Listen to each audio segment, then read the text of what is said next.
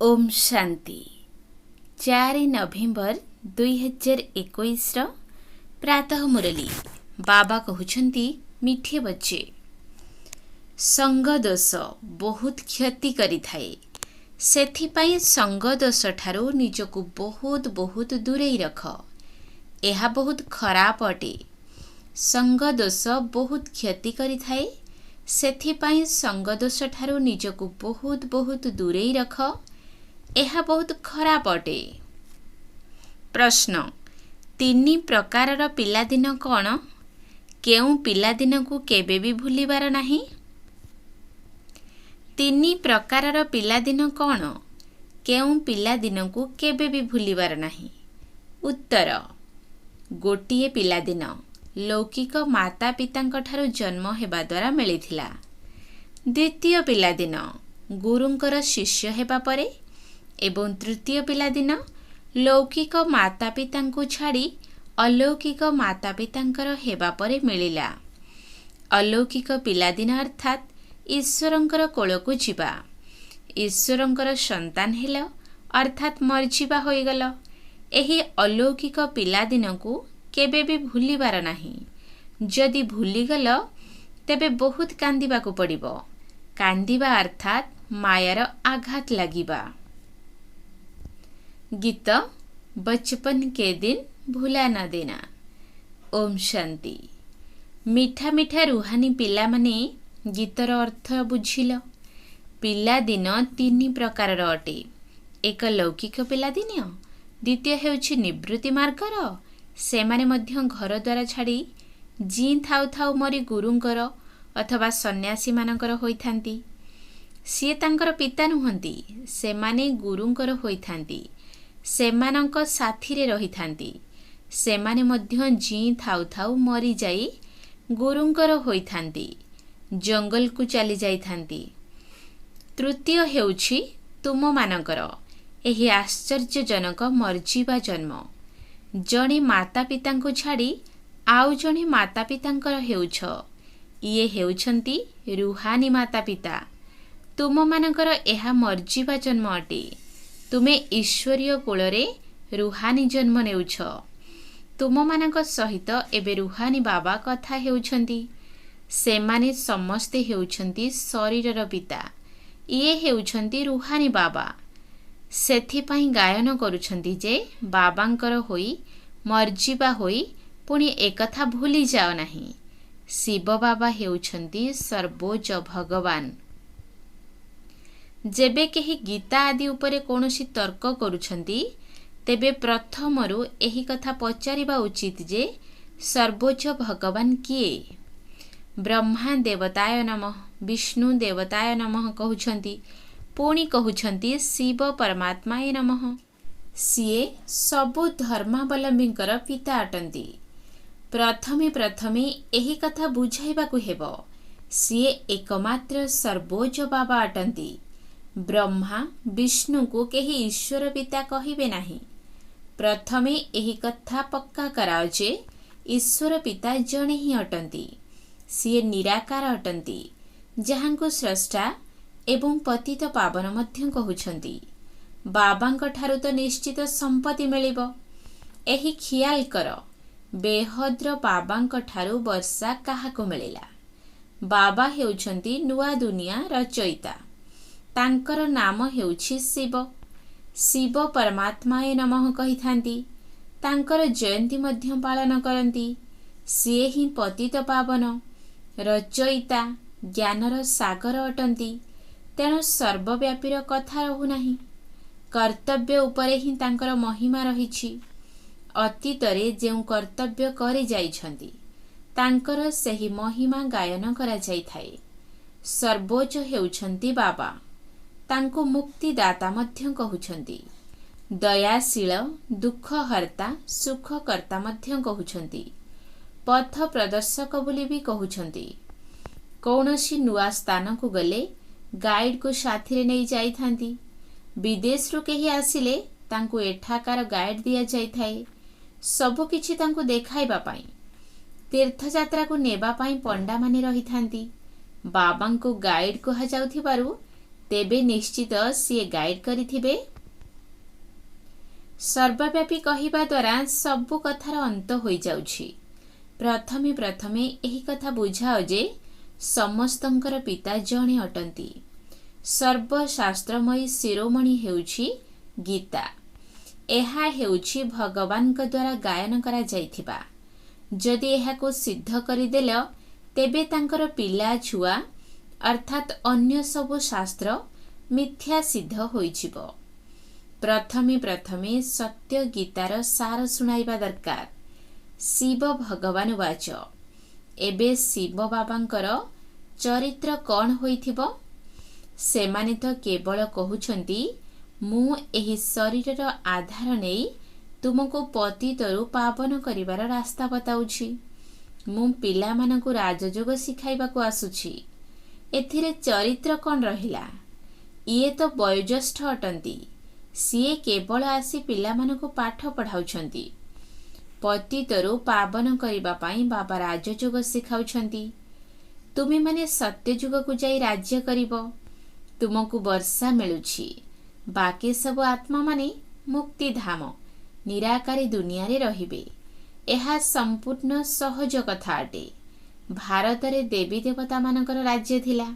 सेठारे गोटिए ही धर्म थिला।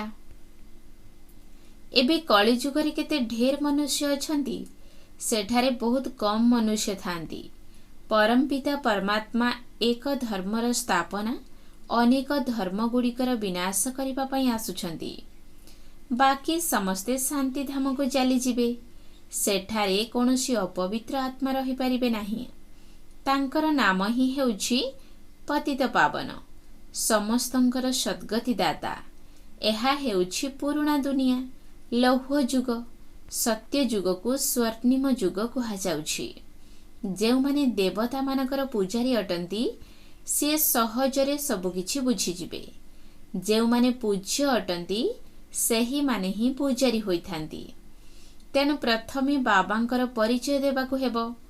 आमे माने तांकर संतान अटु एकथा भूली जाओ नाही। जदि भूली जीवो तेबे कांदिबाकु पड़िबो। किछि किछि मायार आघात लागि जीवो। तेनु देही अभिमानी हेबाकु पड़िबो। आम आत्मा मानकु बाबांक पाखकु फेरी जीवाकु हेबो। एते ढेर मनुष्य मरिबे पुणी किए कहा पाई कांदिबो? भारत रे सबुठारु अधिक कांदी थांदी। प्रथम 12 मास पर्यंत हे भगवान कही छाती को बाड़े कांदी थांदी। एहा हेउछि मृत्यु लोकर नीति प्रथा।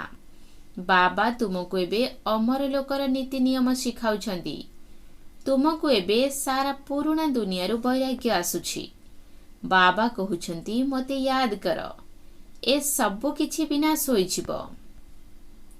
एबे आमे घर को फेरी जिबु। एही नाटक संपूर्ण हेउछि। एही नाटक रे समस्ते अभिनेता अटंती। पुणी मोह काहा सहित रखिबा जानी थांती जे एहांको जाई अगला पाठ करिबा को हेबो। तेणु कांदिबार आवश्यकता नाही। प्रत्येकंकर पाठ निर्धारित होई रहिछि। जेपरि बाबा ज्ञानर सागर आनंदर सागर प्रेमर सागर अटंती तेबे बाबांको अनुकरण करी तांको भली हेबार अछि। सागररु नदी गुड़िक बाहरी थाए। सबु क्रमान्वय रहिछि। केही केही भल ज्ञानर वर्षा करिथांती। अनेकंकु निज परि करिथांती। नेत्रहीन मानकर सहारा होइथांती। बाबांकु तो बहुत सहायकारी दरकार। बाबा कहउछंती तुमे अंध मानकर सहारा हुओ। समस्तंकु रास्ता बताओ। केवल जणे ब्राह्मणी कौन अंध मानकर बाड़ी हेबे? तुम समस्तंकु हेबाकु पड़िबो। तुमको ज्ञानर तृतीय नेत्र मिलिछि। एहाको कुहा जाउछि तृतीय नेत्र प्राप्तिर कथा। आत्मा पाई दिव्य नेत्र रहिछि। मनुष्य माने तो किछि हेले भी बुझु नाहंती। बिल्कुल तुच्छ बुद्धि होई जाइछंती। भारतवासी एकथा जानी नाहंती जे आमर धर्म किए स्थापन करिथिले। बाबांकर जन्म मध्य एहिठारे ही होइथाए। सेथिपाई शिव जयंती मध्य पालन करुछंती। पुणी सी सर्वव्यापी किपरि होई परिबे? बाबा एवं रचना को दुनिया रे केही हेले जानी नाहंती। ऋषि मुनि आदि आमे किछि जानी नाहु बोली कही आसुछंती। सेमाने गोटिए ही बड़ भूल करिछंती जे परमात्मा को सर्वव्यापी कही देउछंती। तुमे माने सिद्ध करी कुह जे सिए समस्तंकर पिता, पतित पावन, मुक्तिदाता अटंती। सिए आमको पुराणा दुनियारू नुआ दुनिया को नहीं जाउछंती। सेठारे दुखर कौनसी कथा ही नहीं। शास्त्र रे कौन कौन सब लेखि देइछंती। लक्ष्मी नारायण को पाई मध्यम कहउछंती सेठारे कौन तांकर विकार बिना पिला जन्म हेबो। तांकु कुहा ही जाउछि सर्वगुण संपन्न, 16 कला संपूर्ण, संपूर्ण निर्विकारी। ताहा तो पवित्र दुनिया, एहा को विकारी दुनिया कहा जाउछि। पुणी किपरि कहुछ सेठारे मध्य विकार रहिबो। प्रथमे प्रथमे जे पर्यंत बाबा को न जानिछंती तेबे से पर्यंत किछि बुझी पारिबे नाही। सर्वव्यापी कहिबा द्वारा बहुत बड़ भूल होई जाइछि। जेबे बाबा को जानिबे तेबे सही भूल रो बाहरी पारिबे। निश्चय करिबे जे बाबा आमे पुणी थरे आपणकर होइछु, आपणक ठारू राज्य भाग्य नेबा पाई। शास्त्र रे तो बहुत कथा लेखि देइछंती। सत्य जुगरे लक्ष्मी नारायण को देखाउछंती, पुणी पिला दिनर राधा कृष्ण को द्वापर को नहीं जाइछंती। कृष्ण तो स्वर्गर राजकुमार थिले, पुणी कृष्णकर जन्म परे जन्म चेहरा तो बदली जाउछि। एका भली चेहरा तो केबे हेले होई परिबो नाही। एपरि नुहे जे कृष्ण पुणी सही चेहरा रे द्वापर रे आसी पारिबे, एहा असंभव अटे। तुमे माने जानिछ जे आमे माने असल रे मूल वतनर बासिंदा अटु। ताहा आमर मिठा शांति धाम अटे, जेउथि पाई समस्ते भक्ति करुछंती। कहउछंती जे आमको शांति दरकार। आत्मा को कर्मेंद्रिय मिलिछि अभिनय करिबा पाई, पुणी शांति रे किपरि रहिबे। शांति पाइबा पाई ही गुंफा गुडी को जाई हठ जोग शिखुछंती। जदि 1 मास धरी केही गुंफारे बसिले तेबे कौन तांको पाई ताहा शांति धाम होई जिवो। तुमे माने जानिछ जे एबे आमे शांति धाम को जाई पुणी अभिनय करिबा पाई सुख धाम को आसीबु। लोक माने कहउछंती जे जिए सुखी अटंती सेमानक पाई एहा स्वर्ग, जिए दुखी अटंती एहा सेमानक पाई नरक समान अटे। तुमे माने जानिछ स्वर्ग नुआ दुनिया को एवं नरक पुराणा दुनिया को कहा जाउछि। भगवान वाच एही भक्ति, यज्ञ, तप, दान, पुण्य आदि करिबा एसबु हेउछि भक्ति मार्ग। एथिरे कोनोसी सारांश नाही। सत्य युग त्रेता को ब्रह्मांकर दिन कहा जाए। ब्रह्मांकर दिन अर्थात तुम ब्राह्मण मानकर दिन। पुणी तुमर रात्रि आरंभ होई थाए। तुमे प्रथमे प्रथमे सत्य युग को जाउछ, पुणी तुमे ही चक्र रे आसुछ। ब्राह्मण, देवता, क्षत्रिय, वैश्य, शूद्र तुमे ही हेउछ। तुमे माने कहूछ शिव भगवान वाच एवं से माने कहउछंती कृष्ण भगवान वाच। एथिरे अंतर बहुत रहिछि। से माने पूरा 84 जन्म नेउछंती। सेमानक सहित सारा सूर्यवंशी संप्रदाय पुनर्जन्म नेई नेई पुणी वर्तमान अंतिम समय रे राज्य भाग्य नेउछंती। तुम भितरे जेउ पिला माने एही कथा को बुझुछंती सेमानकु ही मजा लागुछि। नुआ पिला मानकु एते मजा लागिब नाही। तुमे काहार निंदा करुनाह। बाबा तुमको केते सहज भावरे बुझाउछंती। एठारे तुमे बाबांक पाखरे बसिछ, तेणु भल भावरे बुझुछ। बाहर को गले संग दोषरे आसीबा द्वारा जना नाही की अवस्था होई जिवो। संग दोष बहुत खराब अटे। स्वर्ग रे एपरि कथा होई न थाए। तार नाम ही हेउछि स्वर्ग, वैकुंठ, सुखधाम। शास्त्र रे तो लेखि देइछंती जे सेठारे मध्य असुर थिले। एबे तुमे जानुछ जे आमे विश्वर मालिक थिलु। सेठारे पृथ्वी आकाश केउथिरे भी विभाजन न थाए। ବର୍ତ୍ତମାନ ତ କେତେ ପ୍ରକାରର ବିଭାଜନ ହୋଇଗଲାଣି। ନିଜ ନିଜର ସୀମା ନିର୍ଦ୍ଧାରିତ କରିଦେଇଛନ୍ତି। ଦୁନିଆରେ କେତେ ଝଗଡ଼ା ହେଉଛି। ତେଣୁ ଯେତେବେଳେ କେହି ବି ଆସୁଛନ୍ତି, ପ୍ରଥମେ ସେମାନଙ୍କୁ ବୁଝାଅ ଯେ ପିତା କିଏ, ଭଗବାନ କାହାକୁ କୁହାଯାଉଛି। ବ୍ରହ୍ମା, ବିଷ୍ଣୁ, ଶଙ୍କର ହେଉଛନ୍ତି ଦେବତା। ଭଗବାନ ଜଣେ, 10 ଜଣ ନୁହନ୍ତି। କୃଷ୍ଣ ଭଗବାନ ହୋଇପାରିବେ ନାହିଁ। ଭଗବାନ କିପରି ହିଂସା ଶିଖାଇବେ? ଭଗବାନ ବାଚ କାମ ମହାଶତ୍ରୁ ଅଟେ। ଏହା ଉପରେ ବିଜୟ ପ୍ରାପ୍ତ କରିବା ପାଇଁ ପ୍ରତିଜ୍ଞା କର। ପବିତ୍ରତାର ରାକ୍ଷୀ ବାନ୍ଧ। ଏହା ବର୍ତ୍ତମାନର କଥା ଅଟେ। ଯାହା କିଛି ବିତି ଯାଇଛି ତାହା ପୁଣି ଭକ୍ତି ମାର୍ଗରେ ହେବ। ଦୀପାବଳିରେ ମହାଲକ୍ଷ୍ମୀଙ୍କର ପୂଜା କରିଥାନ୍ତି। ଏକଥା କେହି ଜାଣିନାହାନ୍ତି ଯେ ଲକ୍ଷ୍ମୀ ନାରାୟଣ ଉଭୟ ଏକତ୍ର ଅଛନ୍ତି।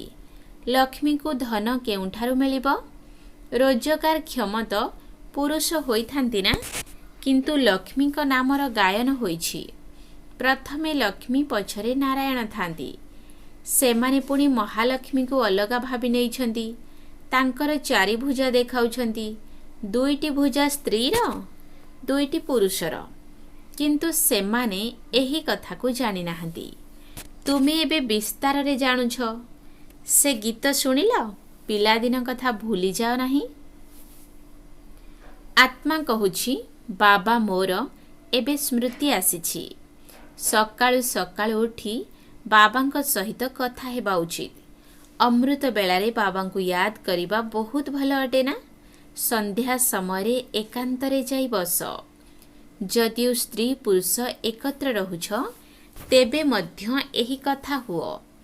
ଶିବ ବାବା ବ୍ରହ୍ମାଙ୍କ ଶରୀରରେ ଆସି କ'ଣ କହୁଛନ୍ତି? ଆମେ ଯେବେ ପୂଜ୍ୟ ଥିଲୁ ତେବେ ବାବାଙ୍କୁ ୟାଦ କରୁନଥିଲୁ। ଯେବେ ପୂଜାରୀ ହେଉଛୁ ତେବେ ବାବାଙ୍କୁ ୟାଦ କରୁଛୁ। ଏମିତି ସବୁ କଥା ହେବା ଉଚିତ। ଯେ କେହି ଏକଥା ଶୁଣିବେ ତ ଆଶ୍ଚର୍ଯ୍ୟ ହେବେ। ଅଧାକଳ୍ପ ଆମେ କାମ ଚିତାରେ ବସି ଜଳି ଜଳି ଭସ୍ମ ହୋଇଯାଇଥିଲୁ। ଦେହ ରୂପକ କବର ଭିତରେ ରହିଯାଇଥିଲୁ। ଏବେ ଆମକୁ ଜ୍ଞାନ ଚିତାରେ ବସିବାକୁ ହେବ। ଆମକୁ ସ୍ୱର୍ଗକୁ ଯିବାକୁ ହେବ। ଏହା ପୁରୁଣା ଦୁନିଆ ଅଟେ। ଭାରତବାସୀ ଭାବୁଛନ୍ତି ଏହା ସ୍ୱର୍ଗ ଅଟେ। ଆରେ ସ୍ୱର୍ଗ ତ ସତ୍ୟ ଯୁଗରେ ହୋଇଥାଏ। ସ୍ୱର୍ଗରେ ଦେବୀ ଦେବତାମାନଙ୍କର ରାଜ୍ୟ ଥିଲା। ଏଠାରେ ତ ମାୟାର ବହୁତ ଆଡ଼ମ୍ବର ରହିଛି।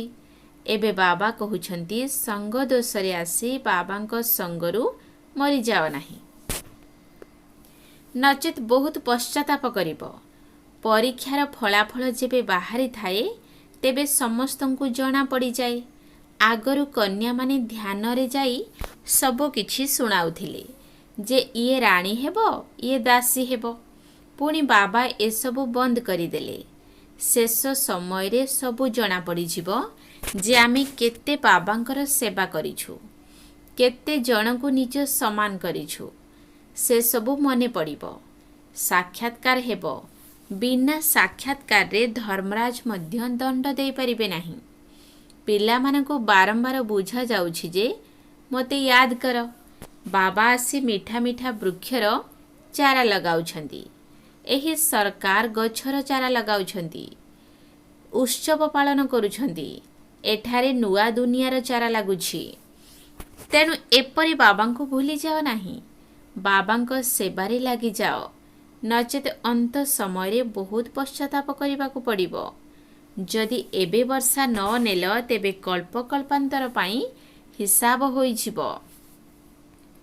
ସେଥିପାଇଁ ସମ୍ପୂର୍ଣ୍ଣ ପୁରୁଷାର୍ଥ କରିବାର ଅଛି। ଆଚ୍ଛା, ମିଠା ମିଠା ଶିଖିଲ ଦେ ସନ୍ତାନମାନଙ୍କ ପ୍ରତି ମାତା ପିତା ବାପ ଦାଦାଙ୍କର ମଧୁର ସ୍ନେହଭରା ସ୍ମୃତି ଏବଂ ସୁପ୍ରଭାତ। ଆତ୍ମିକ ପିତାଙ୍କର ଆତ୍ମିକ ସନ୍ତାନମାନଙ୍କୁ ନମସ୍ତେ। ଆତ୍ମିକ ସନ୍ତାନମାନଙ୍କର ଆତ୍ମିକ ବାପ ଦାଦାଙ୍କୁ ନମସ୍ତେ, ନମସ୍ତେ, ନମସ୍ତେ। ସୁପ୍ରଭାତ। ଧାରଣା ପାଇଁ ମୁଖ୍ୟ ସାର। 1 ନମ୍ବର ପଏଣ୍ଟ। ଯେପରି ବାବା ଜ୍ଞାନର, ଆନନ୍ଦର, ପ୍ରେମର ସାଗର ଅଟନ୍ତି, ସେହିପରି ବାବାଙ୍କ ସମାନ ହେବାର ଅଛି ଏବଂ ଅନ୍ୟମାନଙ୍କୁ ନିଜ ସମାନ କରିବାର ସେବା କରିବାକୁ ହେବ। ସମସ୍ତଙ୍କୁ ଜ୍ଞାନର ତୃତୀୟ ନେତ୍ର ଦେବାକୁ ହେବ। ଯେପରି ବାବା ଜ୍ଞାନର, ଆନନ୍ଦର, ପ୍ରେମର ସାଗର ଅଟନ୍ତି, ସେହିପରି ବାବାଙ୍କ ସମାନ ହେବାର ଅଛି ଏବଂ ଅନ୍ୟମାନଙ୍କୁ ନିଜ ସମାନ କରିବାର ସେବା କରିବାକୁ ହେବ। ସମସ୍ତଙ୍କୁ ଜ୍ଞାନର ତୃତୀୟ ନେତ୍ର ଦେବାକୁ ହେବ। 2 ନମ୍ବର ପଏଣ୍ଟ, ଏପରି କୌଣସି ସଙ୍ଗ କରିବାର ନାହିଁ ଯାହାଦ୍ୱାରା ପଶ୍ଚାତାପ କରିବାକୁ ପଡ଼ିବ। ସଙ୍ଗ ଦୋଷ ବହୁତ ଖରାପ, ସେଥିପାଇଁ ନିଜକୁ ସୁରକ୍ଷିତ ରଖିବାକୁ ହେବ। ବାବାଙ୍କ ଠାରୁ ସମ୍ପତ୍ତି ନେବା ପାଇଁ ପୁରା ପୁରୁଷାର୍ଥ କରିବାକୁ ହେବ। ଏପରି କୌଣସି ସଙ୍ଗ କରିବାର ନାହିଁ ଯାହାଦ୍ୱାରା ପଶ୍ଚାତାପ କରିବାକୁ ପଡ଼ିବ। ସଙ୍ଗ ଦୋଷ ବହୁତ ଖରାପ, ସେଥିପାଇଁ ନିଜକୁ ସୁରକ୍ଷିତ ରଖିବାକୁ ହେବ। ବାବାଙ୍କ ଠାରୁ ସମ୍ପତ୍ତି ନେବା ପାଇଁ ପୁରା ପୁରୁଷାର୍ଥ କରିବାକୁ ହେବ। ବରଦାନ, ଦିବ୍ୟ ଗୁଣର ଆବାହନ ଦ୍ୱାରା ଅବଗୁଣ ଗୁଡ଼ିକୁ ସମାପ୍ତ କରି ଦିବ୍ୟ ଗୁଣଧାରୀ ହୁଅ। ଦିବ୍ୟ ଗୁଣର ଆବାହନ ଦ୍ୱାରା ଅବଗୁଣ ଗୁଡ଼ିକୁ ସମାପ୍ତ କରି ଦିବ୍ୟ ଗୁଣଧାରୀ ହୁଅ। ଯେପରି ଦୀପାବଳି ପର୍ବରେ ଶ୍ରୀଲକ୍ଷ୍ମୀଙ୍କୁ ଆବାହନ କରିଥାନ୍ତି, ସେହିପରି ତୁମେ ପିଲାମାନେ ମଧ୍ୟ ନିଜ ଭିତରେ ଦିବ୍ୟ ଗୁଣଗୁଡ଼ିକୁ ଆବାହନ କର, ଅର୍ଥାତ୍ ନିମନ୍ତ୍ରଣ କର। ତେବେ ଅବଗୁଣ ଗୁଡ଼ିକ ଆହୁତି ରୂପରେ ସମାପ୍ତ ହେବାକୁ ଲାଗିବ। ତାପରେ ନୂତନ ସଂସ୍କାର ରୂପୀ ନୂତନ ବସ୍ତ୍ର ଧାରଣ କରିବ। ତେଣୁ ଏବେ ପୁରୁଣା ବସ୍ତ୍ର ପ୍ରତି ଟିକିଏ ବି ଆସକ୍ତି ନ ରହୁ। ଯାହା ବି କୌଣସି ଦୋଷ, ଦୁର୍ବଳତା, ନିର୍ବଳତା, କୋମଳତା ଇତ୍ୟାଦି ରହିଯାଇଛି, ତେବେ ସେହି ସବୁ ପୁରୁଣା ଖାତା ଗୁଡ଼ିକୁ ଆଜିଠାରୁ ହିଁ ସଦାକାଳ ପାଇଁ ସମାପ୍ତ କରିଦିଅ। ତେବେ ଯାଇ ଦିବ୍ୟ ଗୁଣଧାରୀ ହୋଇପାରିବ ଏବଂ ଭବିଷ୍ୟତରେ ତୁମର ରାଜ୍ୟାଭିଷେକ ହେବ, ଯାହାର ସ୍ମାରକୀ ହେଉଛି ଦୀପାବଳି ପର୍ବ। ସ୍ଲୋଗାନ, ସରଳତା ପୂର୍ବକ ବାବାଙ୍କୁ ମନେ ପକାଇବା ପାଇଁ ହେଲେ ସରଳତା ଗୁଣକୁ ଧାରଣ କର। ନିଜର ସଂସ୍କାରକୁ ସରଳ କରିଦିଅ। ସରଳତା ପୂର୍ବକ ବାବାଙ୍କୁ ମନେ ପକାଇବା ପାଇଁ ହେଲେ ସରଳତା ଗୁଣକୁ ଧାରଣ କର। ନିଜର ସଂସ୍କାରକୁ ସରଳ କରିଦିଅ। ଓମ୍ ଶାନ୍ତି।